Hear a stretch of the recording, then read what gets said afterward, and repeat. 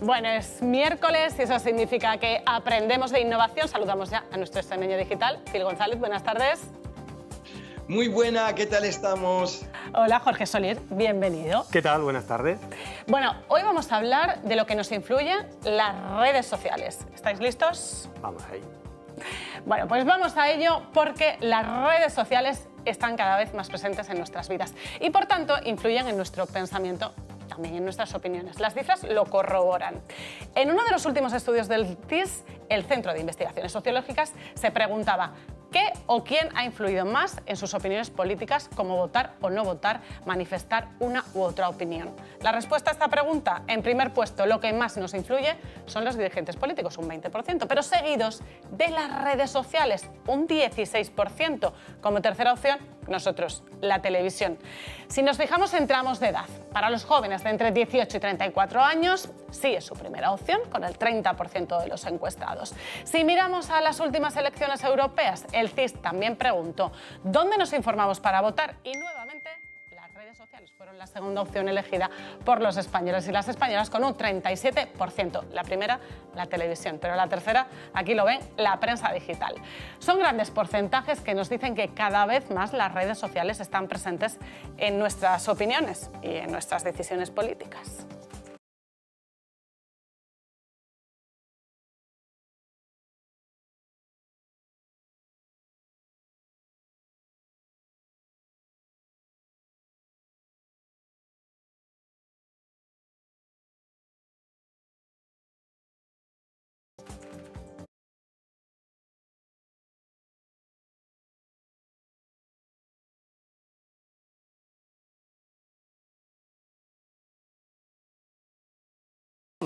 Tenemos un diciembre de película aquí en Canal Extremadura. Si quieres saber la película de esta noche, entra en los stories de nuestro perfil en Instagram y menea tu teléfono. O lo que quieras menear, vamos. Sean felices y sonrían mucho. Hasta luego. Menea, menea.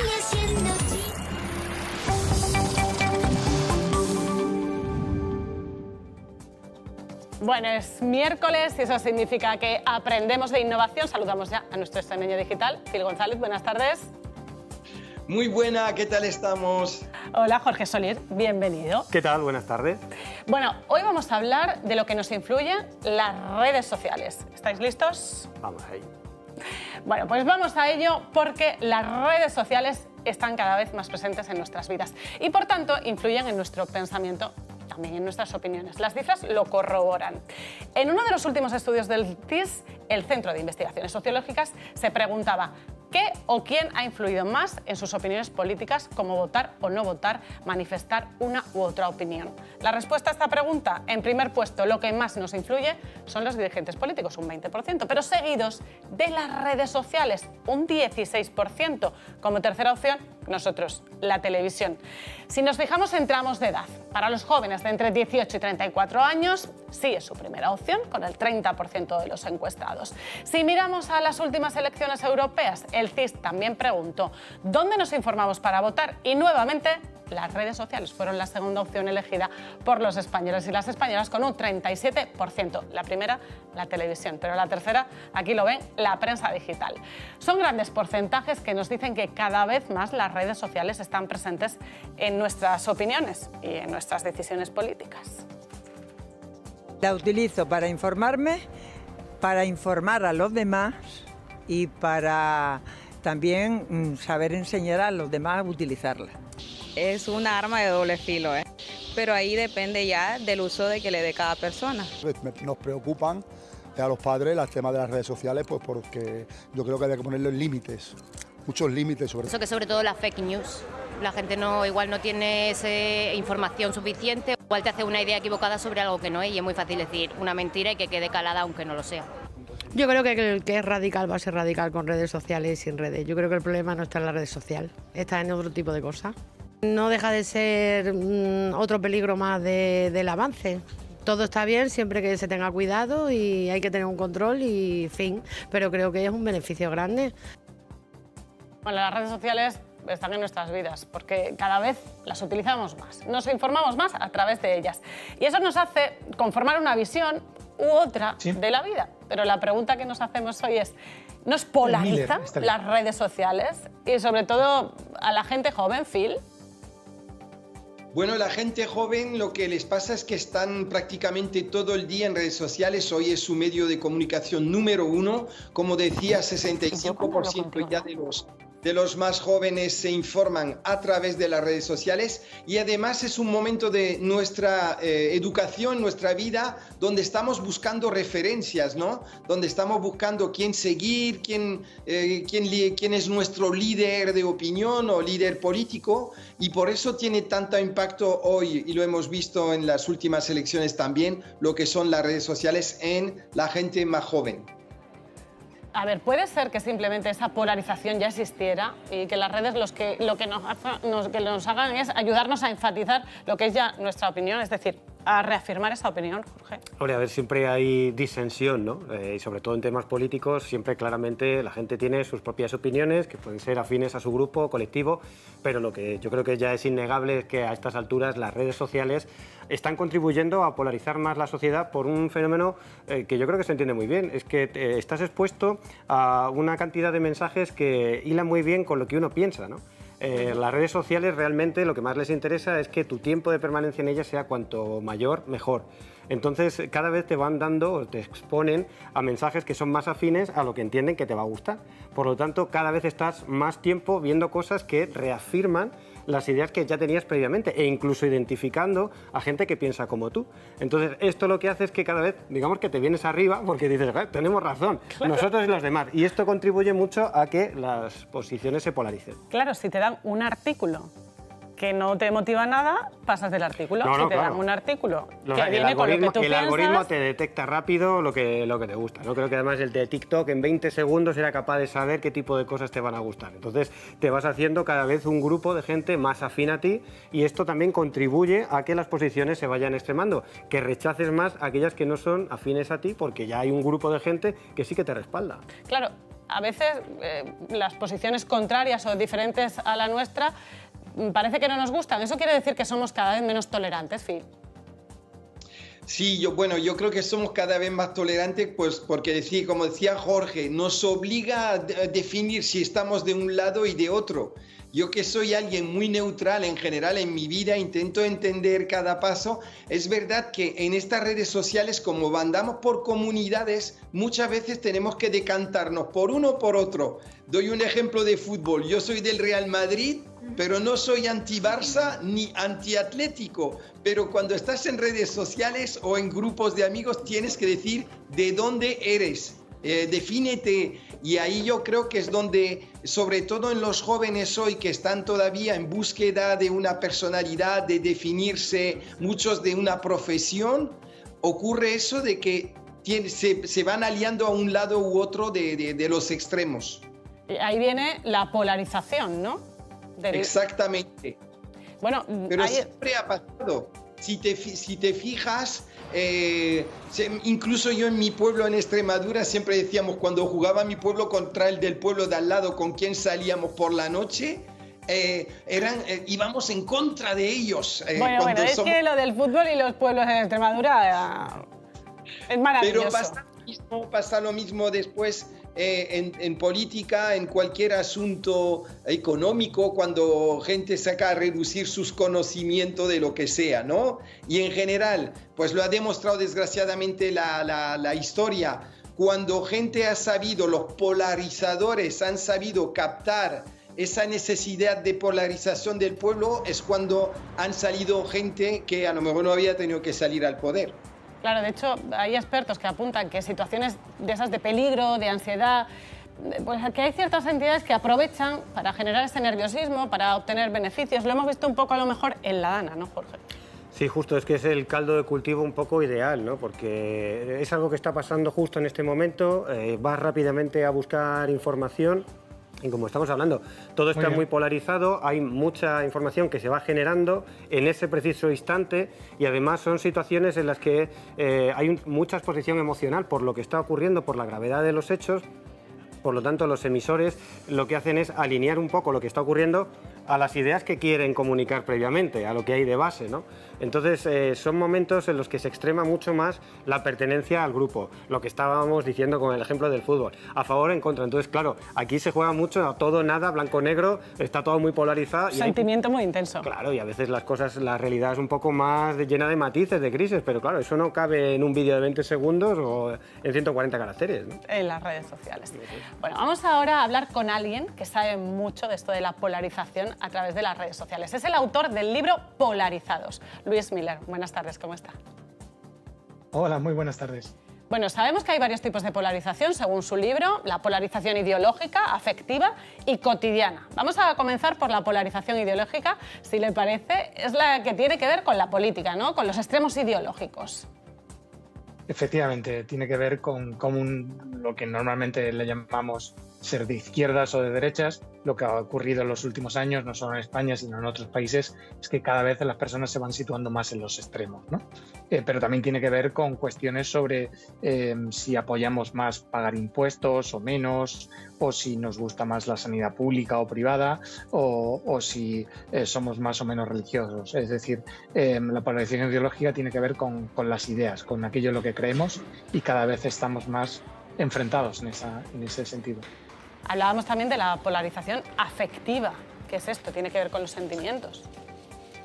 Con lo que estabais hablando hace un momento, estos sentimientos de pertenencia fuerte hacia tu grupo, puede ser tu grupo político, pero también puede ser tu pueblo, tu equipo de fútbol, y los sentimientos negativos hacia grupos contrarios, ¿no? Esto en el fútbol se ve muy claro, pero en la política lo que ha ocurrido en los últimos años, de nuevo en España y en otros países, es que cada vez valoramos mejor a los nuestros y sentimos un sentimiento mucho más negativo hacia los otros. Hablamos también de la polarización cotidiana, que dice tu libro. ¿Cómo nos afecta, ¿no?, en el día a día? Efectivamente, y esto es, lo estabais hablando también en este momento, es tanto en las redes sociales como en nuestra vida normal, física, real, lo que nos pasa es que cada vez vivimos más en burbujas, ¿no? Vivimos en barrios donde la gente pues gana lo mismo que nosotros, viste igual y tienen las mismas ideas y consumimos los productos, vemos la serie de televisión, es decir, cada vez estamos más fragmentados en grupos que se relacionan menos entre sí, tanto en el mundo virtual como real, y eso hace que estemos cada vez más separados, ¿no? Esa sería la parte cotidiana. Como, dicho de otra forma, como nuestras ideas, nuestra ideología, nuestros valores acaba inundándolo todo, o sea, tocando todos nuestros temas, pues incluso relaciones íntimas, etc. En realidad entiendo que estos tipos de polarización de los que estamos hablando se entremezclan entre sí, ¿no? Hacen un todo. Eso es, y eso es lo que yo a veces le he llamado la tormenta perfecta de la polarización, que creo que en España pues no hemos llegado a niveles tan extremos, aunque a veces nos cueste verlo, pero si uno piensa, por ejemplo, en Estados Unidos, que es el ejemplo que siempre ponemos, pues efectivamente ahí lo ve todo, ¿no? Ve estados y condados y municipios donde todo el mundo tiene una ideología parecida, su vida cotidiana no suele relacionarse con gente que vota a otros partidos, cada día está más radicalizado ideológicamente y cada día tiene sentimientos más negativos hacia los que no son como ellos, ¿no? Entonces este es el peligro que tenemos en las sociedades contemporáneas, que en parte por las redes sociales, en parte por otros motivos, pues cada vez más estamos metidos en nuestra burbuja y tenemos unos sentimientos más negativos con respecto a los que no son como nosotros. Luis, a mí me parece esto muy paradójico, ¿no? Vivimos una época de acceso a información como no ha habido nunca y a pesar de ello parece que tendemos a aislarnos en grupos de afines. Parece que hace unos años con los medios que eran más generalistas, te gustaba o no, tenías que estar un poco expuesto a lo que te gustaba y a lo que había de todo, ¿no? Había como más puntos de encuentro, pero ahora, curiosamente, cuanto más cosas tenemos a nuestro alcance de la mano, nos estamos cerrando más. Claro, y además hay una cuestión un poco paradójica. Por una parte, estamos siempre, por los algoritmos, por cómo nos relacionamos en redes sociales y demás, estamos cada vez más metidos en estas burbujas. Pero al mismo tiempo, curiosamente, tenemos acceso a información, a imágenes, a ideas que son contrarias a las nuestras y que nos y que nos enfadan mucho. Es decir, se da una combinación, sobre todo en redes sociales, en la que todo el día estoy metido en un entorno que gracias a los algoritmos pues me siento cómodo, me llegan ideas como las que yo pienso, personas que se parecen a mí, etcétera, pero de vez en cuando por la propia interacción en las redes nos enfadamos mucho con otros encuentros que tenemos de gente que no piensa como nosotros. Entonces lo que no tenemos es esa mezcla cotidiana que era más habitual en un mundo más analógico, no digital, en la cual podíamos encontrarnos cotidianamente con personas que son relativamente distintas a nosotros. Ahora nos encontramos en una situación en la que mezclamos estar siempre metidos en una burbuja con de repente, bien vía nuestros amigos, vía porque tú te los encuentras, encontrarte con información pues que te enfada, que además sabemos que la información, lo decíais, ¿no? Más emocional y más negativa circula de forma mucho más rápida en redes sociales. Por lo tanto, tenemos esa combinación de, por una parte, sentirnos como muy bien con toda esa información que nos confirma nuestros sesgos, pero también encontrarnos con otra información que nos hace enfadar mucho. Luis, pero ¿somos conscientes verdaderamente de que se nos está sesgando esa información, de ese algoritmo del que nos hablabas, de que solo vemos lo que nos interesa, de que no hay más voces distintas, porque es como si no existieran en realidad? No somos conscientes y además requiere, esto puede hacer el experimento cualquier persona, requiere muchísimo esfuerzo el no dejarte llevar por esa corriente. Por ejemplo, hoy sí que tenemos muchas apps, ¿no? que nos pueden ayudar en este tipo de cosas, pero yo un indicador que suelo mirar es cuando el móvil me dice cada semana pues, cuánto tiempo he estado en una determinada red social o qué he hecho, ¿no?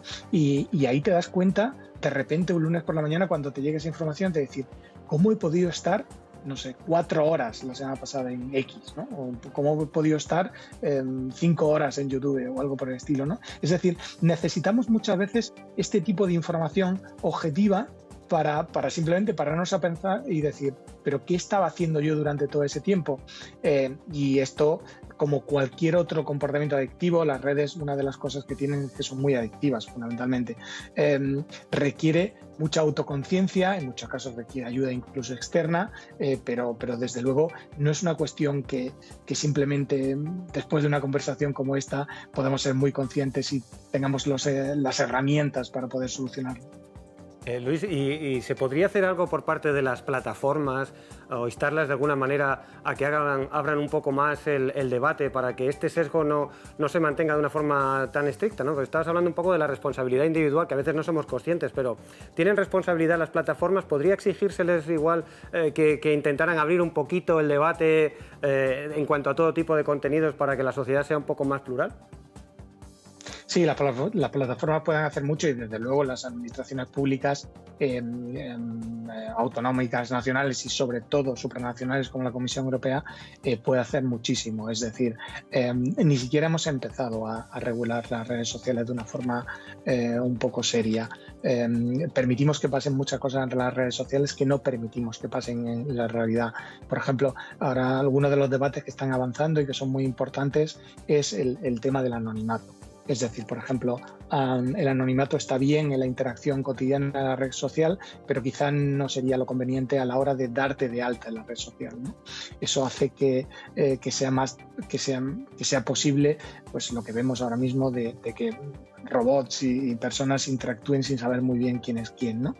Y por otra parte, hay algo también aquí paradójico y es que lo que sí que podrían hacer las redes sociales y van surgiendo nuevas redes y demás es ser más aburridas. Es decir, lo que nos produce la red social de adictivo es que nos da un contenido que nos engancha, ¿no? Entonces, por ejemplo, con todo el debate que ha habido últimamente en X, hay nuevas redes sociales donde la primera experiencia que tiene uno que viene de estar 10 años en Twitter es básicamente qué aburrido es. Es decir, no tengo información que se actualiza continuamente cada ciertos segundos, etcétera. Es decir, vamos a ver, al final, mediante la regulación, como suele pasar en muchos casos, en la vida real y en la virtual, pues a veces tenemos que hacer el mundo un poco más aburrido para acabar con este tipo de adicciones que nos dejan enganchados a algo que en el largo plazo puede ser perjudicial. Bueno, no sé si es muy bonito esto con lo que nos quedamos,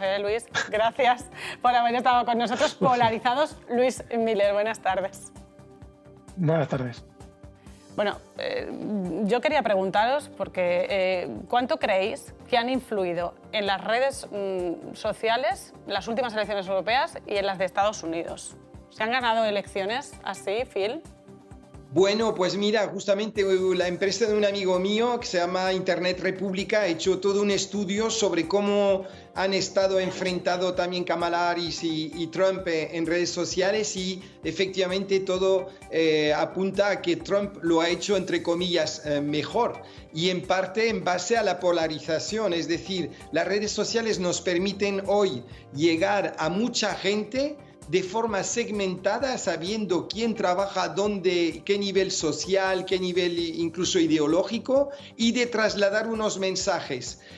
Trump ha sido más activo, por ejemplo, en las redes sociales que Kamala Harris. También Kamala Harris ha estado más en temas de defensa de la mujer, bueno, lo que era su programa, economía, sostenibilidad. Cuando Phil, Trump nos estamos quedando sin tiempo. Se nos ha quedado en el tintero, además, el caso de Rumanía, que ha tenido mucho que ver las redes sociales en esas elecciones presidenciales. Han tenido que anular. Nos despedimos. Gracias, Phil. Gracias, Jorge. Gracias. Un miércoles más. Nosotros volvemos mañana. Adiós.